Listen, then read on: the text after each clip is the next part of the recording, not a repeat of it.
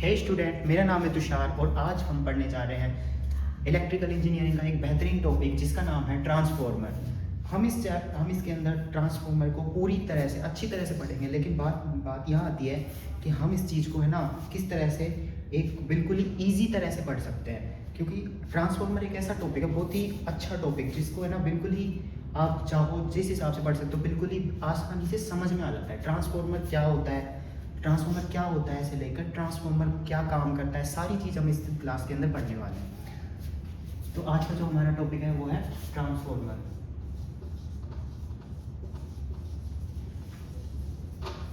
Transformer क्या है कि ये एक इंग्लिश वर्ड है। ट्रांसफॉर्मर को अपन हिंदी में ना परिणामित्र बोलते हैं। ट्रांसफॉर्मर को अगर अपन इसकी हिंदी वर्ड्स यूज करते हैं तो परिणामित्र बोलते हैं इसको। ट्रांसफॉर्मर को हिंदी में परिणामित्र बोलते हैं। देखो, अपने बहुत से एग्जामों में पता है क्या होता है कि जो अपने को हिंदी वर्ड्स के अंदर जो क्वेश्चंस आते हैं ना, उसके अंदर क्या है, वो लोग ट्रांसफॉर्मर ना लिख करके इसे ना हिंदी में रूपांतरण कर देते हैं, वो लोग परिणामित्र लिख देते हैं। तो इस चीज़ के लिए ना अपने को क्या है ना कि इसकी हिंदी भी पता होनी चाहिए और इंग्लिश भी पता होनी चाहिए। अगर परिणामित्र आता है और आप लोग कंफ्यूज होते हैं तो आप उसके नीचे ना इंग्लिश में लिखा हुआ होता है कि ट्रांसफॉर्मर, जो इंग्लिश में क्वेश्चन है उसमें आप समझ जाओगे ट्रांसफॉर्मर को ही परिणामित्र बोलते हैं। तो बात ये आती है, सबसे बेसिक से बेसिक अपन अगर किसी चीज़ को उठा के चलते हैं ना, तो बात ये है कि ट्रांसफॉर्मर क्या होता है। क्योंकि देखो, आपने कोई वर्ड सुना, आपको नहीं पता, उसके बारे में जीरो नॉलेज है, आपको पता ही नहीं क्या है, तो आप क्या सोचोगे कि जो वर्ड सुना है उसका मतलब क्या होता है, आखिरकार वो वर्ड है ही क्या। तो बात यहाँ पर यही है, ये जो ट्रांसफॉर्मर है ये क्या होता है। देखो, ट्रांसफॉर्मर ना एक ऐसी युक्ति है जो कि विद्युत धारा को बढ़ा सकती है। मतलब आगे से अपने पास में इलेक्ट्रिसिटी आ रही है, उस विद्युत धारा को वो बढ़ा भी सकती है और विद्युत धारा को घटा भी सकती है। अपन चाहें कि विद्युत धारा को बढ़ाना है या करंट को बढ़ाना है तो अपन उसे बढ़ा सकते हैं और उससे अपन घटा भी सकते हैं। ऐसा नहीं होता कि ट्रांसफॉर्मर है ना अपने को ये इलेक्ट्रिसिटी बना के देता है, असल में बना के नहीं देता, वो अपने को देता है ट्रांसफॉर्मर। करंट आ गया अपने पास में, कोई वोल्टेज या करंट आया, उसको अपने को बढ़ा के दे देगा या फिर उसे कम करके दे देगा। तो ये होता है ट्रांसफॉर्मर। ठीक है, ट्रांसफॉर्म फिर मैं रिवाइज कर देता हूँ। ट्रांसफॉर्मर एक ऐसी युक्ति है जो धारा को या तो बढ़ा सकती है, ये धारा को और वोल्टेज को बढ़ा सकती है और घटा सकती है, लेकिन ऐसा नहीं होता है कि वो जो है धारा को जनरेट करती है, धारा को बनाती नहीं है। ट्रांसफॉर्मर केवल धारा को बढ़ाता है और घटाता है। लेकिन यहाँ पे एक बहुत ही बड़ी बात है कि देखो, अपन लोग धारा में क्या पढ़ते हैं, वोल्टेज हो गया, वोल्टेज है, उसके अलावा अपने पास में यहाँ पर करंट है, वोल्टेज है और करंट है। इसके अलावा क्या होता है, एक होती है अपने पास में आवर्ती, जिसे अपन हर्ट्ज में नापते हैं। इस एच का मतलब होता है हर्ट्ज, जो आवर्ती होती है। यहाँ पे बात ये है, जैसे अपने भारत के अंदर क्या होता है, भारत में ना 50 हर्ट्ज की आवर्ती आती है। आवर्ती क्या होती है, जैसे एसी धारा है, ये एक चक्र पूरा करती है, ये एक आवर्ती है। तो ये क्या है ना, भारत ये एक सेकंड के अंदर कितने अपने चक्र पूरे कर रही है ना, वो चीज़ है ना, वो आवर्ती कहलाती है। जैसे अपने भारत में आप लोगों ने सुना होगा, आप लोग तैयारी कर रहे हो तो कि भारत में 50 हर्ट्ज आवर्ती आती है। वो आवर्ती क्या है, असल में वो आवर्ती ये है कि 50 हर्ट्ज का मतलब पता है क्या है, 50 हर्ट्ज का मतलब है कि एक सेकंड के अंदर कितनी बार एसी धारा धनात्मक से ऋणात्मक की ओर आती है। ये एक चक्र कहलाता है। जैसे एक बार धनात्मक से ऋणात्मक आ गई, ये एक काउंट हो गया। तो एक सेकंड के अंदर जो अपने भारत में जो आवर्ती आती है वो आती है 50 बार। मतलब ये ऐसे बार 50 बार घूमेगी। एक चक्र पूरा हो गया, फिर दूसरा चक्र हो गया, ऐसे करके वो 50 चक्र पूरे करती है। तो ये चीज होती है आवर्ती। ठीक है, तो देखो, ट्रांसफॉर्मर जो है विद्युत चुंबकीय प्रेरण के सिद्धांत पे कार्य करता है। विद्युत चुंबकीय प्रेरण के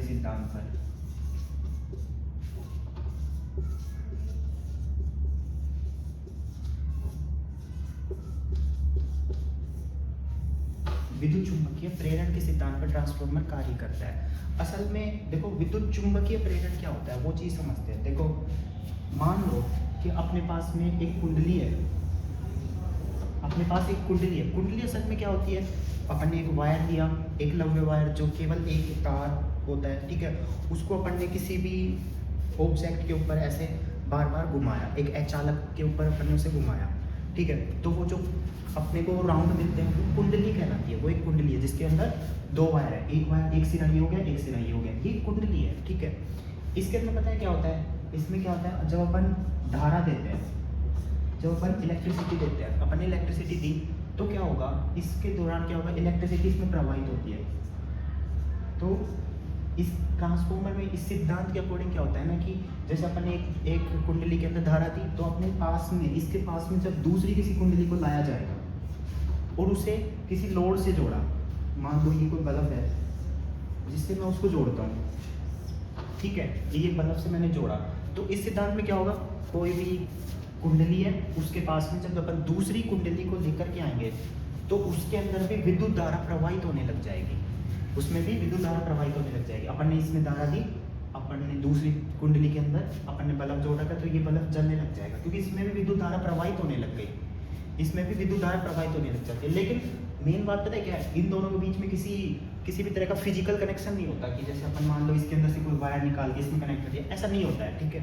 यही विद्युत चुंबकीय प्रेरण का सिद्धांत होता है। चुंबकीय प्रेरण, इसको और इजी समझते हो ना, तो देखो मैंने एक बात बोली होगी शायद कि ये जो ट्रांसफॉर्मर है ना, केवल AC पर कार्य करता है, DC पर कार्य नहीं करता। उसकी वजह क्या है, आखिर वो वजह क्या है, देखो उसकी सबसे बड़ी वजह क्या है, AC जो धारा होती है ना, AC धारा वो एक सर्कुलेशन की तरह चलती है। जैसे आपने पास में ग्राफ है, उसके अंदर क्या है, AC धारा कभी धनात्मक की तरफ चली गई, फिर धनात्मक से ऋणात्मक की ओर चली गई, ऐसा है। लेकिन DC के साथ में ऐसा नहीं है, DC केवल AC की तरफ, केवल प्लस की तरफ चलेगी DC, है ना। AC में क्या होगा, वो कभी बढ़ेगी कभी डाउन हो जाएगी, तो ऐसे चल रही है। अब इस केस में पता है क्या होता है, इस केस में ऐसा होता है कि जैसे कोई चालक है, ये कोई चालक है ना, उस चालक में क्या होगा कि जब अपन AC धारा देंगे इसमें, मानो एक बार के लिए मानते हैं अपन ने इसमें DC देंगे ना, तो वो चालक के बीच में से प्रवाहित होकर चली जाएगी, चालक के बीच में से प्रवाहित होकर चली जाएगी। तो इसके अंदर जब अपन मैग्नेटिक फील्ड बनाने की कोशिश करेंगे ना, तो उस मैग्नेटिक फील्ड का जो क्राइटेरिया होगा, उसकी जो एरिया होता है ना, वो घट जाता है, एरिया कम हो जाता है। उसमें क्या होगा, ये इतने एरिया के अंदर सीमित रह गया। अब एरिया ही सीमित हो गया तो दूसरी कुंडली के अंदर धारा प्रवाहित होने का तो मतलब ही खत्म हो जाता है वहाँ पे, ठीक है।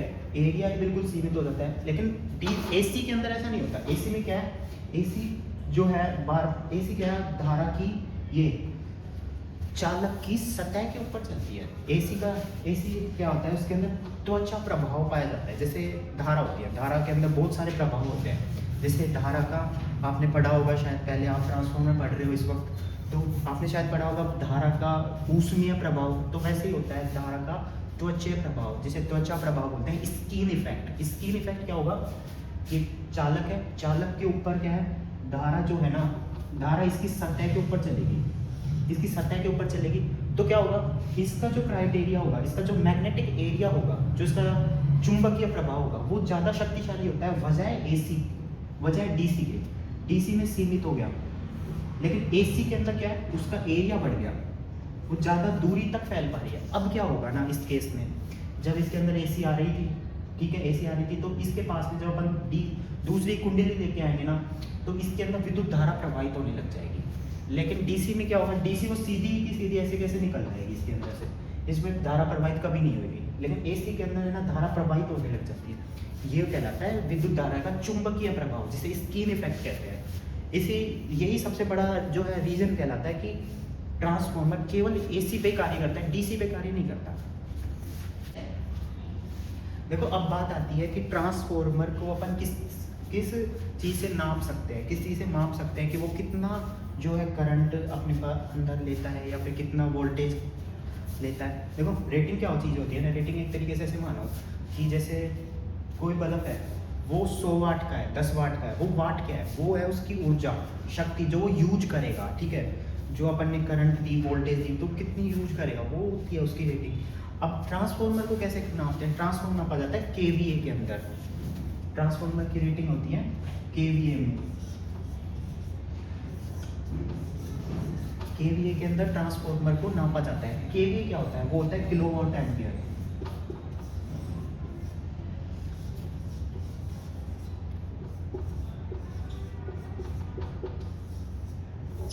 ट्रांसफॉर्मर को KVA में नापा जाता है, किलोवाट एम्पियर, कि वो कितनी जो है वोल्टेज को कन्वर्ट करके अपने को निकाल के दे रहा है, ठीक है। वो चीज़ होती है उसकी रेटिंग, उससे नापा जाता है। अपन जैसे कोई ट्रांसफॉर्मर है, ट्रांसफॉर्मर को अपन ने लगाना है कहीं पे, तो अपन किस तरह से नापेंगे कि भाई यहाँ पे कितनी वोल्टेज आ रही थी, कितनी अपने को ज़रूरत है, उसके अकॉर्डिंग है ना वहाँ पे ट्रांसफॉर्मर सेट किया जाता है। अब केवीए जो है वो इकाई है कि उसकी जो ट्रांसफॉर्मर की दक्षता है, जो उसको अंदर सहन करने की क्षमता है, वो होती है केवीए। ठीक है। सो नेक्स्ट आता है टाइप्स ऑफ ट्रांसफॉर्मर।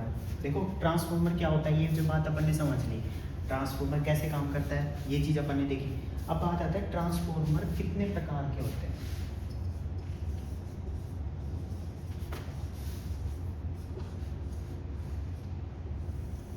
ये ट्रांसफॉर्मर की शॉर्ट मीनिंग है टीएफ करके, क्योंकि अपन बड़ी मीनिंग ना लिख के छोटी में लिखते हैं, ऐसे कुछ कंफ्यूज मत होना कि ये क्या है।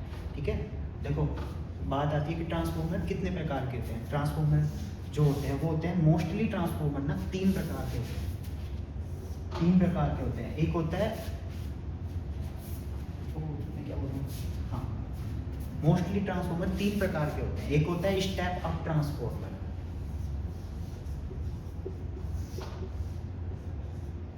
एक होता है स्टेप डाउन ट्रांसफॉर्मर,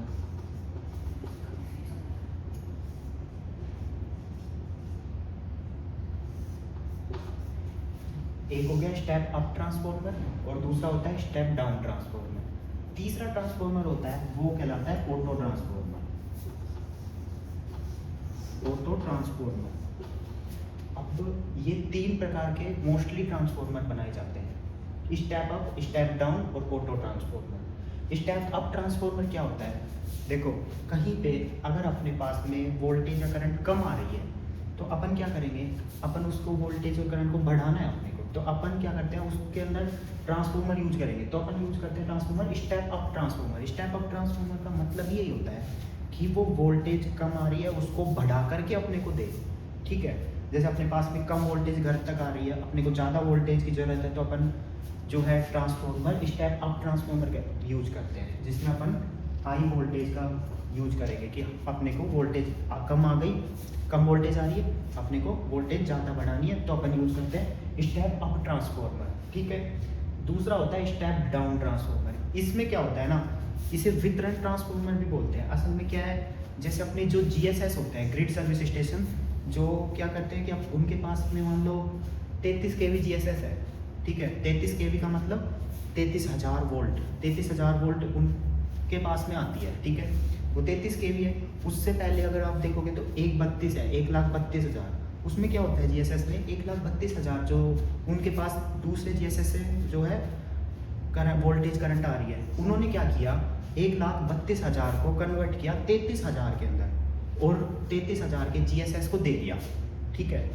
1,32,000 के जीएसएस ने, मानो एक जीएसएस है 1,32 का, 1,32,000 का जीएसएस है, 1,32,000 किलोवाट। ठीक है। 132 केवी का जीएसएस है, उसने क्या किया ट्रांसफॉर्मर की मदद से वोल्टेज और करंट को कम कर दिया और दे दिया 32 के अंदर, दे दिया 33 केवी के जीएसएस के अंदर, 33 केवी के जीएसएस को दे दिया। 33 का क्या काम करेगा, उस 33,000 को कम करके 11 केवी के अंदर 11 केवी में कन्वर्ट करेगा। 11 केवी कितना हो गया 11,000 वोल्ट, 11 केवी में कन्वर्ट करेगा।